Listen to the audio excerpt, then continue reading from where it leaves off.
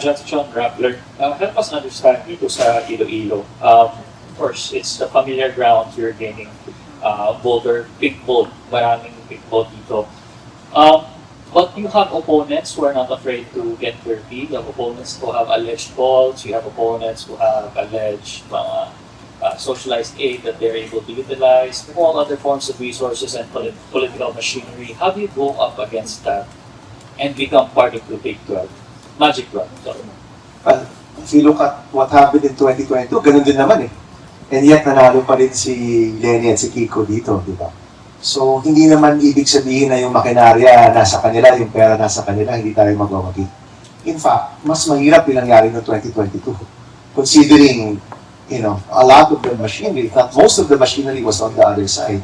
Nanindigan pa rin yung Iloilo at Iloilo province, no? So, tingin nga po namin, this is not going to be as difficult as 2022. But what Senator Kiko and I really need right now is really more awareness, no? Mas alam ng mga tao, tumatakbo kami, yung volunteers gumagalaw, marami po lumalapit sa amin. Senator, we're so thankful na tatakbo kayo. Maraming salamat na tumakbo kayo. Ang balik ko po sa kanila, salamat, huwag nyo lang kaming iboto, ikampanya nyo rin kami.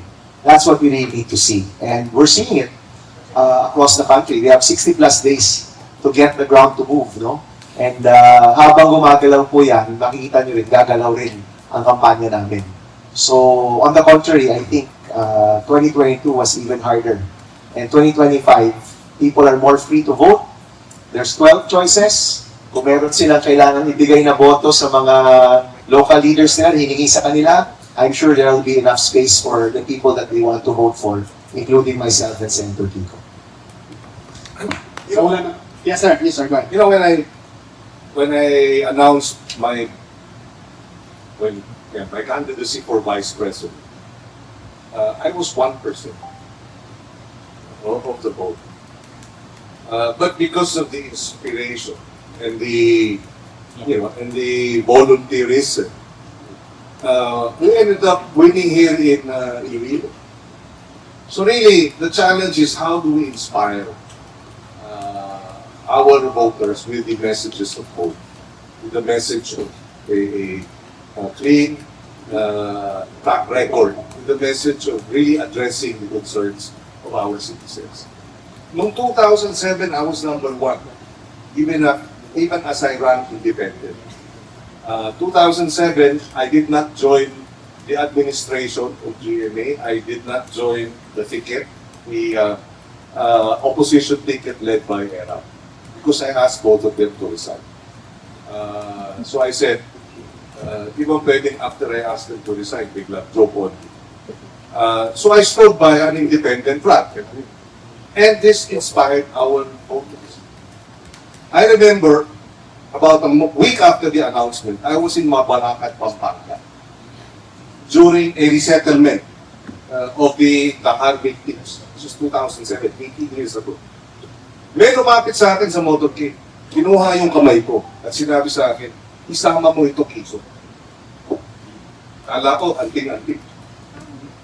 Pagtingin ko, 100 piso. Na at that time siguro 5 kilo ng bigas na yun. Ilang kilo ng oris, kalahating kilo ng kapitol. Pero binigay niya.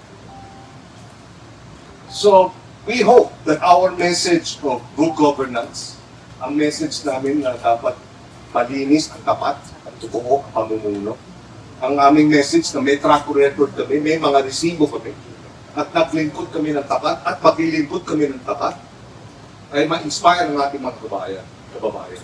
Dahil wala namang gustong mag-elect ng sinungaling. Wala namang gustong mag-elect ng magnanakaw. Kailangan lang natin ma-inspire ang ating mga kababayan na hindi lang kami dumadating tuwing eleksyon, meron na kaming track record, may patunay kami na naglingkod kami ng tapat at totoo. At makakatulong pa rin tayo dahil dapat nga walang kulay ang buto. Magkaisa tayo, pero tapat at totoo ang panunungkulan. Thank you, sirs. Wala na bang nagaw? Yes, sir. Follow-up lang. Because we've talked to some of the residents here in Iloilo City, North and South.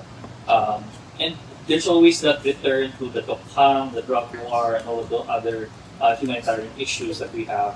Where do you fit in that? Because based on what the Alliance is saying, they're also saying that they're the alternatives to you guys.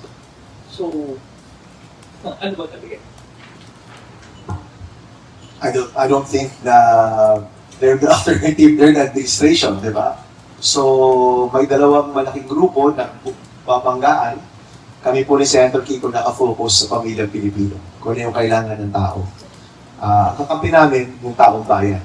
And if you look at what we've been doing since the kickoff, we're focusing on the real needs of the Filipino family. Kung ano yung kailangan nila, doon kami matulog at nagbibigay kami ng solusyon. And I think many of our countrymen, ayaw naman nila ng away sa politika, sa totoo lang. No? Ang hinahanap talaga nila, results, ang hinahanap nila solusyon, ang hinahanap nila tulong. So, I would like to think na itong mensahe natin, focusing on what Filipinos need, ano yung talagang kailangan ng taong bayan is resonating. At marami sa mga tao, habang nakikita nila nag-aaway yung mga leaders nila, I'd like to think na masaya sila na yung mga tao nakakampi nila. At walang ibang kakampi kung hindi sila. So this ends our press conference today. Just very quickly, Yes, sir. maliwanag naman yung track record namin sa panahon ng mga administrasyon. Tingnan lang nila kung sino yung nanindigan kontra sa ilang mga issue tulad ng DJK. In fact, natanggalan kami lahat ng committee chairmanship ng mga panahon na yun. Dahil hindi kami sumayaw, hindi kami nanahimik, hindi kami pumayag. Pwede naman pumayag, pwede naman tumahimik para manatili yung aming chairmanship. But sa amin, there are more important matters than being a chairman of a committee, which is, human rights, the right to life, diba, and other issues. So our track record, I think, is solid. And sana, malaman din ng mga kababayan natin.